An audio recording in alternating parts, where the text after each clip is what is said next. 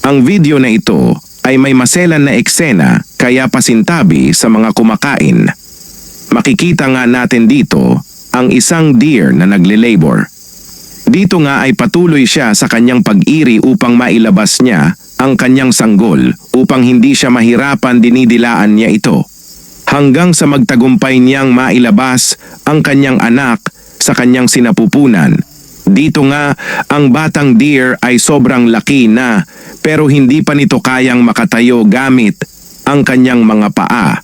Dito nga ay patuloy sa pagdila ang kanyang ina upang maging malinis ito. Sobrang nakakamangha ang ganitong eksena.